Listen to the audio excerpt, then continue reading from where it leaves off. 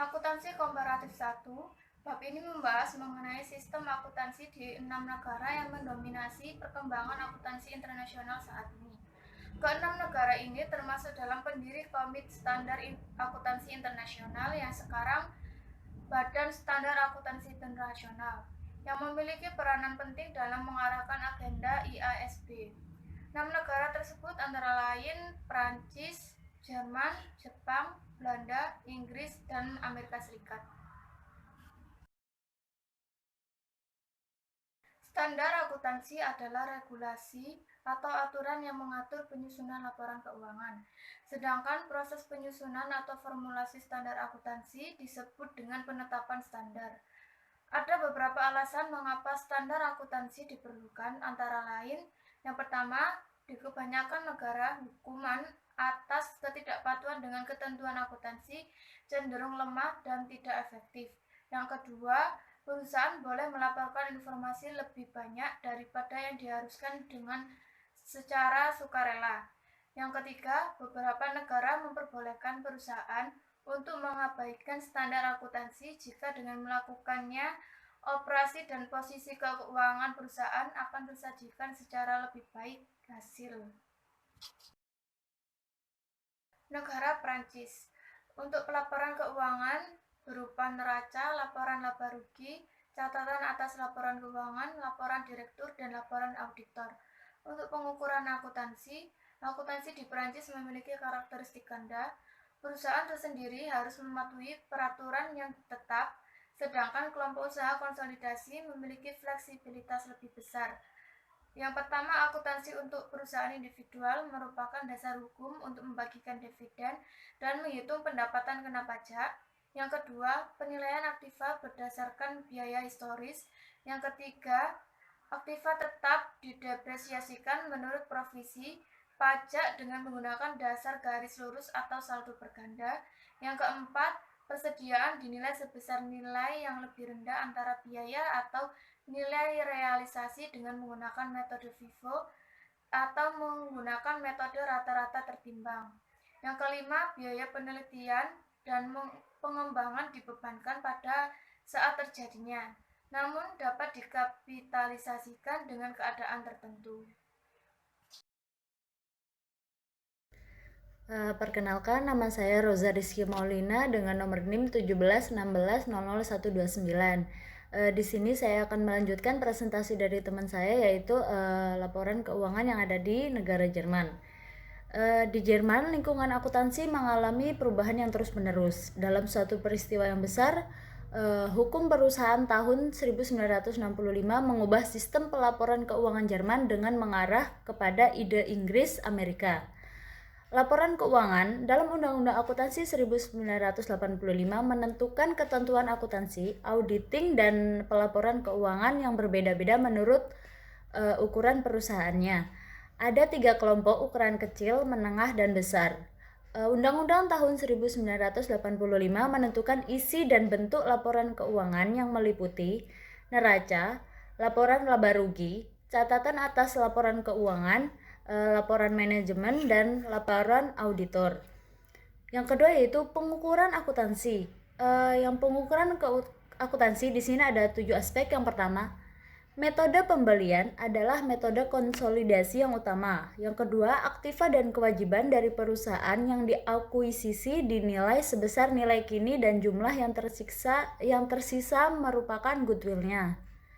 Yang ketiga, goodwill dapat disaling hapuskan terhadap cadangan dalam ekuitas atau diamortisasi secara sistematis selama umur manfaat ekonominya.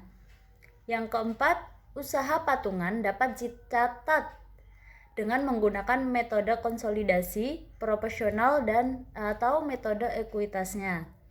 Yang kelima, biaya historis merupakan dasar untuk menilai aktiva berwujudnya. Yang keenam, persediaan dinilai sebesar nilai yang lebih rendah antara biaya atau pasarnya.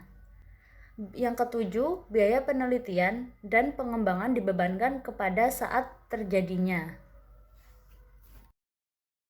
Yang selanjutnya yaitu Jepang. Di Jepang, akuntansi dan pelaporan keuangan mencerminkan berbagai pengaruh domestik dan internasional. Untuk memahami akuntansi yang ada di Jepang, seseorang harus memahami budaya, praktik usaha, dan sejarah Jepangnya. Pelaporan keuangan. Perusahaan yang didirikan menurut hukum komersial diwajibkan untuk menyusun laporan wajib yang harus mendapat persetujuan dalam rapat tahunan pemegang saham yang berisi neraca, laporan laba rugi, laporan usaha, proposal atas penentuan penggunaan, dan schedule pendukung. Untuk pengukuran akuntansi yaitu ada 6 aspek. Yang pertama, akun perusahaan secara terpisah merupakan dasar bagi laporan konsolidasi. Yang kedua, anak perusahaan yang dikonsolidasi jika induk perusahaan secara langsung dan tidak langsung mengendalikan kebijakan keuangan dan operasionalnya. Yang ketiga, goodwill diukur menurut nilai dasar nilai wajar aktiva yang bersih yang diakuisisi dan diamortisasi selama maksimum 20 tahun. Yang keempat, metode ekuitas digunakan untuk investasi pada perusahaan afiliasi. Yang kelima, persediaan dinilai sebesar nilai yang lebih rendah antara biaya atau pasarnya. Yang keenam, biaya penelitian dan pengembangan dibebankan pada saat terjadinya. Yang selanjutnya yaitu Belanda. Belanda memiliki akuntansi dan pelaporan keuangan yang relatif sangat permisif, tetapi standar praktik dan profesional yang sangat tinggi. Belanda merupakan negara hukum kode, namun akuntansinya berorientasi pada penyajian wajar. Pelaporan keuangan. Laporan keuangan yang wajib harus disusun dalam bahasa Belanda, namun bahasa Inggris, bahasa Perancis, dan Jerman dapat diterima. Laporan keuangan meliputi hal-hal sebagai berikut. Yang pertama ada neraca, laporan laba rugi, catatan-catatan, laporan direksi, informasi lain yang direkomendasikan. Untuk pengukuran akuntansi Belanda memiliki fleksibilitas. Hal ini terlihat dengan diperbolehkannya penggunaan nilai untuk aktiva yang berwujud seperti persediaan dan aktiva yang disusutkan. Karena perusahaan-perusahaan yang ada di Belanda memiliki fleksibilitas dalam menerapkan aturan pengukurannya, dapat diduga bahwa terdapat kesempatan untuk melakukan perataan laba.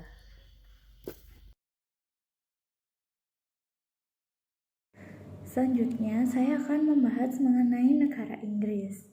Di sini, pelaporan keuangan dalam negara Inggris termasuk yang paling komprehensif di dunia.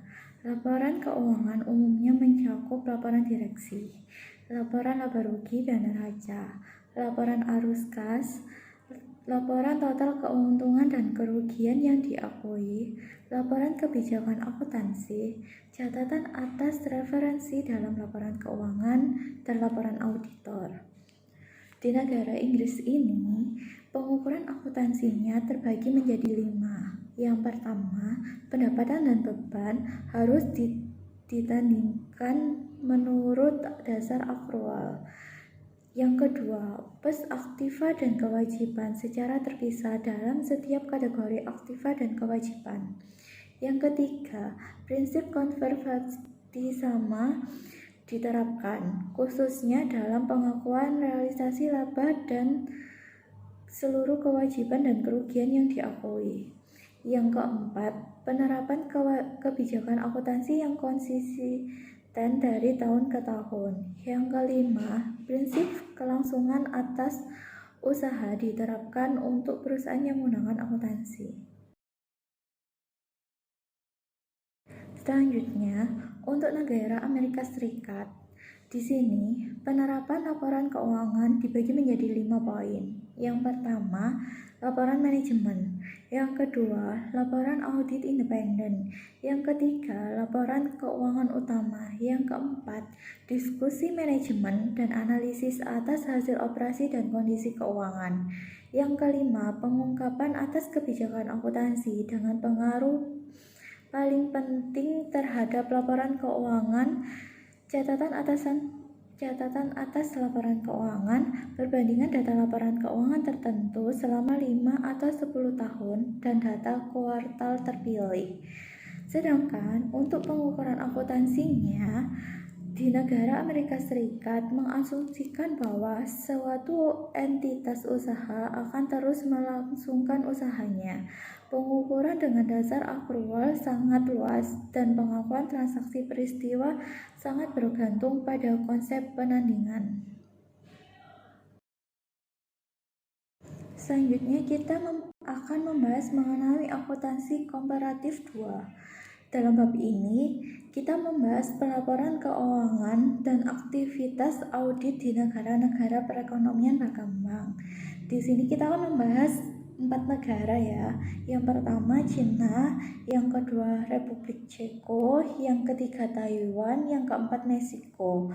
Untuk selanjutnya akan dijelaskan oleh teman saya. Alasan untuk memilih keempat negara ini. Pertama, Cina, negara yang berpenduduk terbanyak di dunia, sehingga perusahaan-perusahaan yang datang dari seluruh dunia berkeinginan untuk melakukan bisnis dengan cara dan perkembangan akuntansi merupakan bagian yang penting dari perubahan struktural yang terjadi di perekonomian Cina. Yang kedua, Republik Ceko. Negara ini merupakan negara bekas anggota blok Soviet. Republik Ceko dipilih karena perkembangan akuntansi yang merupakan perwakilan dari apa yang ada di negara bekas blok Soviet lainnya. Yang ketiga, Taiwan, sering disebut macan Asia, satu dari beberapa negara Asia yang mengalami pertumbuhan produk domestik bruto yang cepat beberapa tahun terakhir. Yang keempat, Meksiko, karena perjanjian perdagangan bebas Amerika Utara tahun 1994 telah menciptakan sejumlah minat baru dalam akuntansi Meksiko di Kanada, Amerika Serikat, dan negara-negara lain.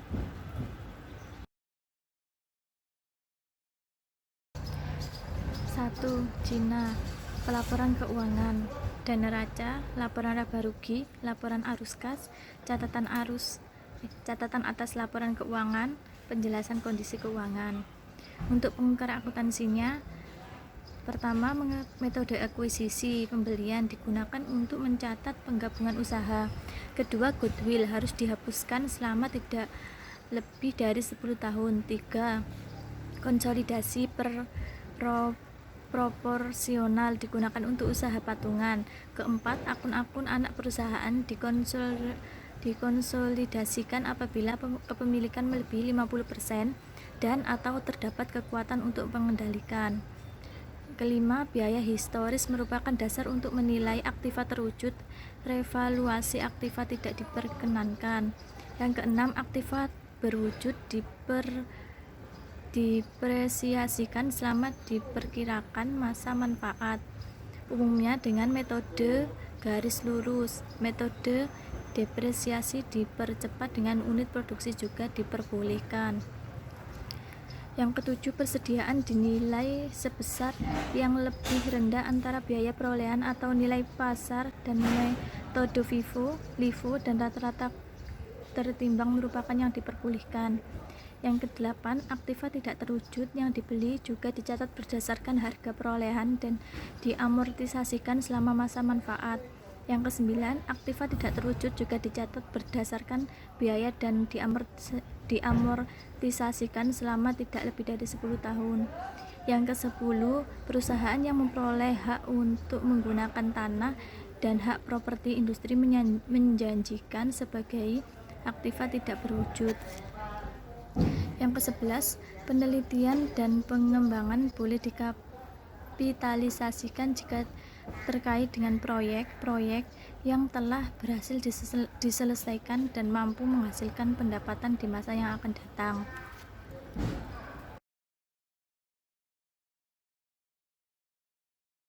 Kedua, Republik Ceko. Pelaporan keuangan. Pelaporan keuangan harus bersifat komparatif, terdiri dari neraca, laporan laba rugi, dan catatan. Laporan keuangan ini konsisten dengan Direktif UE. Catatan mencangkup penjelasan atas kebijakan akuntansi dan informasi lainnya yang relevan untuk menganalisis laporan keuangan. Perusahaan-perusahaan di Ceko memiliki opsi untuk menggunakan IAS atau IFRS atau standar akuntansi Ceko pada saat menyusun laporan keuangan konsolidasi. Untuk pengukuran akuntansi, pertama, metode akuisisi. digunakan untuk mencatat penggabungan usaha. Yang kedua, goodwill yang timbul di suatu penggabungan usaha dihapus bukukan pada tahun pertama konsolidasi atau dikapitalisasi dan diamortisasi tidak lebih dari 15 tahun. Yang ketiga, kurs nilai tukar pada akhir tahun digunakan ketika melakukan transaksi atas laporan laba rugi dan neraca anak perusahaan di luar negeri. Yang keempat, aktiva berwujud dan tidak berwujud dinilai sebesar biaya memperoleh dan dihapus bukukan selama perkiraan masa manfaat ekonominya. Yang kelima, persediaan dinilai sebesar yang lebih rendah antara biaya perolehan atau nilai pasar dan metode FIFO, dan rata-rata pertimbangan merupakan asumsi arus biaya yang diperbolehkan.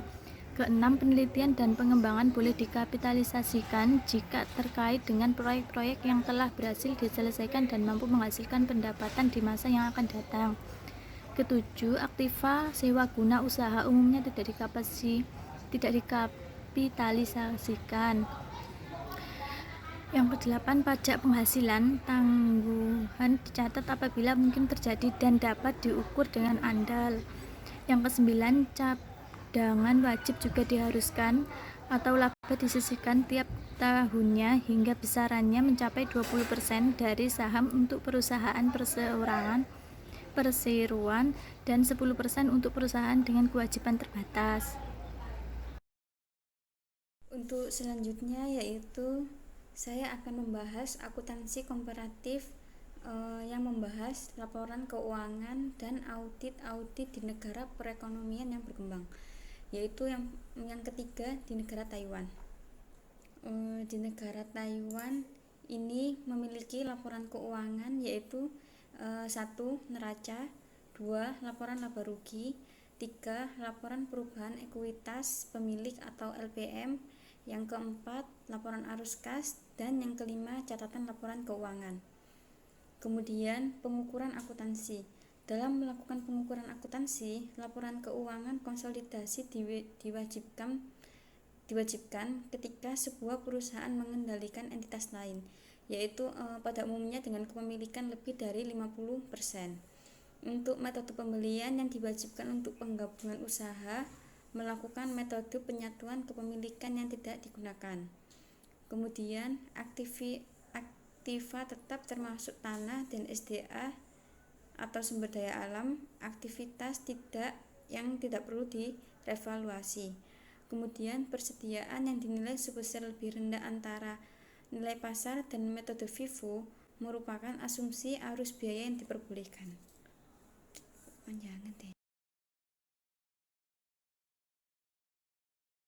Kemudian yang keempat yaitu negara Meksiko.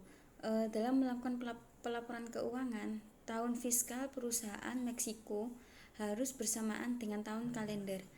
Kemudian laporan keuangan konsolidasi komparatif harus disusun yang terdiri dari yang ke-1 neraca, yang kedua laporan laba rugi, yang ketiga laporan perubahan ekuitas pemegang saham. Jadi perbedaan antara Meksiko dan Taiwan ini perbedaannya hanya di laporan perubahan ekuitas pemegang saham ini. Kemudian yang keempat yaitu laporan perubahan posisi keuangan, dan yang kelima catatan laporan keuangan. Kemudian pengukuran akuntansi. Yang pertama laporan keuangan konsolidasi yang diharuskan, kemudian penggabungan usaha menggunakan metode pembelian dan penyatuan. Depresiasi dihitung berdasarkan nilai ekonomi, dan pajak yang ditanggungkan harus diakui. Persamaan dan perbedaan sistem akuntansi di negara maju dan di negara berkembang, yaitu ada sistem pajak. Biasanya setiap negara berkembang sama negara maju ini sistem pajaknya pasti memiliki beberapa perbedaan. Kemudian yang kedua, eksistensi dan pentingnya profesi akuntan. Yang ketiga, pendidikan dan riset akuntansi. Dan yang keempat, aturan-aturan akuntansi, sistem hukum, sumber pendanaan, sistem perpajakan, profesi akuntansi. Jadi semua itu pasti memiliki perbedaan antara negara maju dan negara berkembang. Entah dari sistem perpajakannya, entah dari profesi akuntansinya, biasanya seperti itu.